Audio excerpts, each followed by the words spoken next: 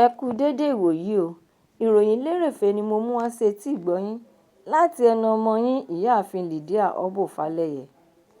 Obìnrin àkọ́kọ́ tí ń ṣe aya ààrẹ aṣòfin Olúrẹ̀mí Tinubu ni ó kó àwọn aya gómìnà ṣòdí lọ sí ilé ààrẹ àná tẹ́lẹ̀ rí ẹni tí ó di olóògbé láti lọ ṣe pẹ̀lọ́hùn ìkíni ìbánikẹ́dùn sí aya ààrẹ àná náà Aisha Buhari ní ìlú Daura ní ọjọ́ Àbámẹ́ta. Ìwé ìròyìn Punch tó ṣe àkọsílẹ̀ ìròyìn náà wípé kí gbogbo ènìyàn má ṣe gbàgbé wípé ààrẹ àná náà papòdà ní ọjọ́ ìsinmi tí ń ṣe ọjọ́ 13 oṣù keje ọdún 2025 ní ilé ìwòsàn kan ní ìlú London, tí wọ́n sì gbé ìyókù rẹ̀ wá sí orílẹ̀-èdè Nàìjíríà ní ìlú abínibí rẹ̀ Daura ti ìpínlẹ̀ Katsina. Níbẹ̀ ni wọ́n sì ti gbé e wọ káàlẹ̀ ní ọjọ́ 15 oṣù keje ọdún tí a wà nínú rẹ̀ yìí. Ìwé ìròyìn náà tún tẹ̀síwájú wípé oríṣiríṣi àwọn ènìyàn jàǹkànjàǹkàn ni wọ́n ti lọ sí Daura láti lọ bá ẹbí olóògbé ààrẹ àná náà kẹ́dùn. Àbẹ̀wò ìbánikẹ́dùn náà ni aya ààrẹ Olúrẹ̀mí Tinubu náà lọ ṣe sí ìyàwó olóògbé náà ní Daura pẹ̀lú àwọn aya gómìnà lóríṣiríṣi. Ẹ̀kúnrẹ́rẹ́ ìròyìn náà wà nínú ìwé ìròyìn Punch. Ìjọba ìpínlẹ̀ Plateau ní Ọjọ́rú ni ó ti bu ẹnu àtẹ́ lu àwọn òṣìṣẹ́ ológun nípa kíkùnà wọn láti dáàbò bo àwọn agbègbè tí àwọn adàlúrú àti agbébọn tún kọlù lẹ́nu lọ́ọ́lọ́ yìí. Nítorí ìkọlù yìí ni ìjọba ìpínlẹ̀ náà ṣe béèrè fún àwọn ọlọ́pàá kògbérègbè mobile police láti kó wọn lọ sí gbogbo agbègbè tí ìkọlù-kọgbà náà ti wáyé. Wọ́n sì tún wá ń kọminú tí wọ́n sì tún ń ṣe àfihàn lórí iṣẹ́ tí àwọn òṣìṣẹ́ ológun náà ṣe ní agbègbè tí ìṣẹ̀lẹ̀ náà ti wáyé, agbègbè bíi ìjọba ìbílẹ̀ Iroyin níbi tí ènìyàn 27 ti jẹ́ Ọlọ́run nípè, àwọn ẹni tí àwọn adàlúrú àti agbébọn dá ẹ̀mí wọn légbodò. Gómìnà ìpínlẹ̀ náà Caleb Mutfwang gbéná wojú àwọn ọmọ ológun tí ó wà ní agbègbè ìkọlù-kọgbà náà lórí bí wọ́n ṣe jẹ́ kí àwọn ọ̀daràn náà rí àyè ṣiṣẹ́ ńlá ibi náà tí àwọn ọmọ olórí ogun náà kò sì so wọ́n lọ́wọ́ kọ́ tàbí kí wọ́n rí àwọn adàlúrú náà mú pẹ̀lú ìlànà ètò òfin. Nínú ọ̀rọ̀ àtẹ̀jáde, gómìnà náà ní ọjọ́ Àbámẹ́ta ni ó tún ti gbóríyìn fún ọ̀jọ̀gbọ́n Chris Kanja, ẹni tí ó jẹ́ òṣìṣẹ́ pàtàkì fún ètò àlàáfíà àti ààbò sí gómìnà, Special Envoy on Peace and Security, nípa bí ó ṣe ṣàkíyèsí wípé wíwà tí àwọn òṣìṣẹ́ ológun wà ní ìpínlẹ̀ àti agbègbè gbogbo ní ìpínlẹ̀ àwọn náà kò so èso rere kankan, pẹ̀lú gbogbo bí ìṣẹ̀lẹ̀ ìpànìyàn ní ìpakúpa ṣe ń peléke sí lójoojúmọ́ tí wọ́n sì ń pa àwọn ènìyàn tí wọn kò mọwọ́ mẹsẹ̀ nípakúpa.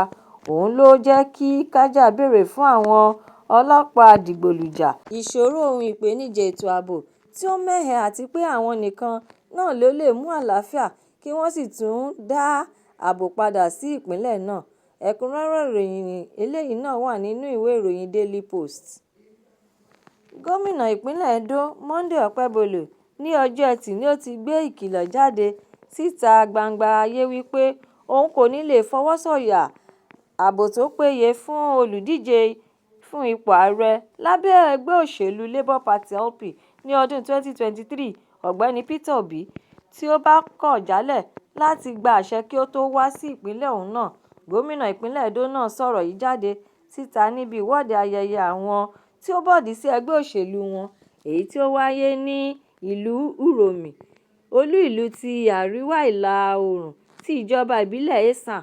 Ayẹyẹ àwọn ènìyàn tó bọ̀dí náà ní agbẹnusọ ti ìpínlẹ̀ Edo, ilé ìgbìmọ̀ aṣojú-ṣòfin tẹ́lẹ̀ rí, Speaker of the Edo State House of Assembly, àti aṣòfin tí ó ń ṣojú gbùngbùn àárín Esan pẹ̀lú ìlà oòrùn Esan ti Igun Ẹ̀bẹ̀ Federal Constituency ní ilé ìgbìmọ̀ aṣojú-ṣòfin àpapọ̀ Marcus Onobon sí ẹgbẹ́ òṣèlú All Progressives Congress (APC).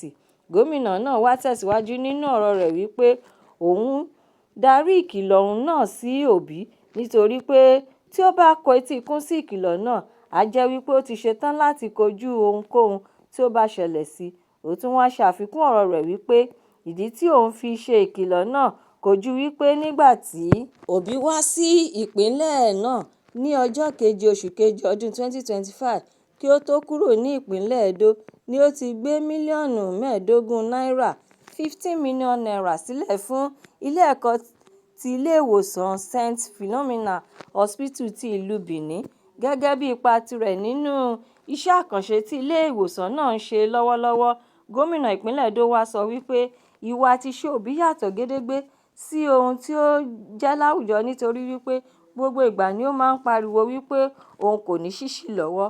Ó tún wá tẹ̀síwájú nínú ọ̀rọ̀ rẹ̀ wípé ẹni tí kò ní owó lọ́wọ́ níbo ló ti wá ti rí owó rọ̀gùrọ̀gú tí ó tó mílíọ̀nù 15 èyí tí ó gbé sílẹ̀.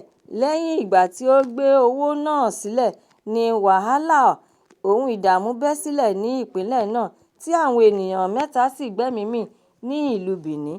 Nítorí ìdí èyí ni Ekpabolo ṣe ń kìlọ̀ fún Peter Obi wípé kò gbọdọ̀ wá sí ìpínlẹ̀ òun náà láìṣe pé ó pè kí ó sì tún gbàṣẹ kí ó tó wá. Ẹ̀kúnrẹ́rẹ́ ìròyìn náà wà nínú ìwé ìròyìn Nigeria Tribune online. Gómìnà ìpínlẹ̀ Ọ̀yọ́ Ṣèyí Mákindé àti aya rẹ̀ Ìyáàfin Tàmú-Òmíníní Mákindé ní Dèjì of Àkúrẹ́. Ọba Dókítà Aládétóyìnbó Ògúnládé Aládélúsì ti ìlú Àkúrẹ́ ló fi oyè Ààrẹ Ọmọlúàbí àti Yèyé Ààrẹ Ọmọlúàbí ti Àkúrẹ́ Kingdom dá wọn lọ́lá ní ọjọ́ Ẹtì. Ọba náà wá sọ fún gómìnà àti ìyàwó rẹ̀ wípé oyè tí àwọn fi dá wọn lọ́lá náà ń fẹ́ kí wọ́n nawọ́ sí ìgbéga àti ìdàgbàsókè Àkúrẹ́ Kingdom. Mákindé wá kí Ọba Dèjì ti Àkúrẹ́ náà fún ayẹyẹ àjọ̀dún ọdún kẹwàá rẹ̀ lórí ìtẹ́. Lẹ́yìn náà ló tún wá ṣèlérí wípé òun yóò sa gbogbo ipá àti agbára òun láti gbé ìjọba rẹ̀ náà sókè àgbà. Ó tún wá ṣe àfikún ìlérí ọ̀rọ̀ rẹ̀ wípé òun yóò lọ́wọ́ sí píparí kíkọ́ gbọ̀ngàn ńlá ti ìlú Àkúrẹ́, ààfin ìgbàlódé àti àwọn nǹkan mìíràn bẹ́ẹ̀ bẹ́ẹ̀ lọ. Ó tún wá tẹ̀síwájú nínú ọ̀rọ̀ rẹ̀ wípé wọ́n máa ń sọ wípé wòlíì kì í lọ́lá ní ìlú rẹ̀ ṣùgbọ́n lónìí ìjọba Àkúrẹ́ ti dá àwọn tirẹ̀ mọ̀. Nítorí náà ó dúpẹ́ láti fi ẹ̀mí ìmoore rẹ̀ hàn. Ó wá ṣàlàyé síwájú nínú ọ̀rọ̀ rẹ̀ náà wípé ní ọdún 1977 ni òun wà ní ìlú Àkúrẹ́ nígbà tí òun jẹ́ ọmọ ọdún 10 (10 years). Ó wá ní àjọyọ̀ ayẹyẹ tí wọ́n ṣe fún òun lónìí yìí jẹ́ pé nítorí òun jẹ́ ọmọ bíbí ìlú yìí ni tí ó sì ti di dandan fún òun láti lo gbogbo ipá òun náà fún ìdàgbàsókè ìgbéga ìlọsíwájú ìjọba ti Àkúrẹ́. Ẹ̀kúnrẹ́rẹ́ ìròyìn eléyìí náà wà nínú ìwé ìròyìn Nigeria Tribune online. Gómìnà Hope Uzodinma ti ìpínlẹ̀ Imo àti amúlélẹ́gbẹ̀ẹ́ rẹ̀ gómìnà ti ìpínlẹ̀ Abia Alex Otti ní ọjọ́ Àbámẹ́ta ni wọ́n ti yànnàná èròǹgbà wọn lórí dídá ìpínlẹ̀ tuntun mìíràn sílẹ̀ níbi ìpàdé gbígbọ́ ìta gbangba ti àtúntò ohun àtúnṣe ìwé òfin ti ọdún 1999. Àwọn ẹ̀ka àjọ àpapọ̀ ìròyìn ti orílẹ̀-èdè Nàìjíríà The News Agency of Nigeria (NAN) ṣe àkọsílẹ̀ ìròyìn náà wípé ìjíròrò ọ̀rọ̀ àtúntò ìwé òfin náà wáyé ní Owerri fún ìpínlẹ̀ méjèèjì. Gómìnà Uzodinma ń jà fún ìdásílẹ̀ ìpínlẹ̀ tuntun ní gúúsù ìlà-oòrùn láti fi kún iye ìpínlẹ̀ tí ó wà níbẹ̀ tẹ́lẹ̀. Ṣùgbọ́n gómìnà Otti sọ èròǹgbà tirẹ̀ wípé kí wọ́n ṣe ìdásílẹ̀ ìpínlẹ̀ 21 mìíràn jákèjádò orílẹ̀-èdè yìí. Uzodinma ṣàlàyé wípé tí wọ́n bá dá ìpínlẹ̀ mìíràn sílẹ̀ ní gúúsù ìlà-oòrùn, ìdásílẹ̀ náà yóò mú ìdàgbàsókè àti ìlọsíwájú bá ṣíṣe ìdájọ́ òdodo àti ìdọ́gba bá gbogbo àwọn Ìgbò lápapọ̀, tí yóò sì tún wá yanjú ìpèníjà tí ó máa ń wáyé ní ẹlẹ́kùnjẹkùn nítorí wípé gbogbo ẹkùn kọ̀ọ̀kan ni ó ní ìpínlẹ̀ 6 tàbí jù bẹ́ẹ̀ lọ. Àìwà ní dídọ́gba pẹ̀lú ẹkùn mìíràn ló mú kí àwọn má lè ní iye aṣojú tó yẹ kí àwọn ní gbogbo bí àjọ ìjọba àpapọ̀ láti ilé ìgbìmọ̀ aṣojú-ṣòfin àpapọ̀ títí dé ilé ìgbìmọ̀ alákòóso àpapọ̀ àti bẹ́ẹ̀ bẹ́ẹ̀ lọ. Nítorí náà ni àwọn ṣe ń béèrè ìṣèjọba òdodo fún ìdásílẹ̀ ìpínlẹ̀ ó kéré jù bíi 2 ní gúúsù ìlà oòrùn. Ó wá dìídì dárúkọ ìpínlẹ̀ Anhui wípé èyí ló máa mú kí pípèsè epo rọ̀bì tún gbé pẹ́ẹ́lí sókè lórí ìdásílẹ̀ ìpínlẹ̀. Èyí náà ni yóò tún yọrí sí dídá ìjọba ìbílẹ̀ mìíràn sílẹ̀. Ó tún wá ṣe àfikún ọ̀rọ̀ rẹ̀ wípé kí ìwé òfin náà tún ṣàtúnṣe lórí wípé ẹnikẹ́ni tí wọ́n bá ti bí sínú ìpínlẹ̀ kan tàbí tí ó bá ti gbé ìpínlẹ̀ náà fún ọdún 10 kí ẹni náà lẹ́tọ̀ọ́ sí dídi ọmọ ìpínlẹ̀ náà. Ní ìparí ọ̀rọ̀ rẹ̀ náà ló tún wá sọ wípé kí bíbọ́ sórí àga ipò ààrẹ kó di gbígbé káàkiri ẹlẹ́kùnjẹkùn 6 tí ó wà ní orílẹ̀-èdè yìí. Ẹ̀kúnrẹ́rẹ́ ìròyìn eléyìí náà wà nínú ìwé ìròyìn Vanguard. Ìròyìn Lerefe Toni kò ní jù báyìí lọ nítorí ṣókí lọbẹ̀ oge. Ẹ tún pàdé mi lọ́la fún àkọ́tún ìròyìn Lerefe mìíràn láṣẹ Èdùmàrè. Ẹ má ṣe aláìlákọ̀ sí YouTube channel ìròyìn Lerefe kí ẹ bá mi subscribe kí ẹ sì tún bá mi fi èròǹgbà yín ránṣẹ́ sórí rẹ̀ kí ẹ bá lè máa ní àǹfààní láti máa gbádùn ìròyìn Lerefe síwájú àti síwájú sí i. Ẹ ṣé mo dúpẹ́. Ó dàbọ̀.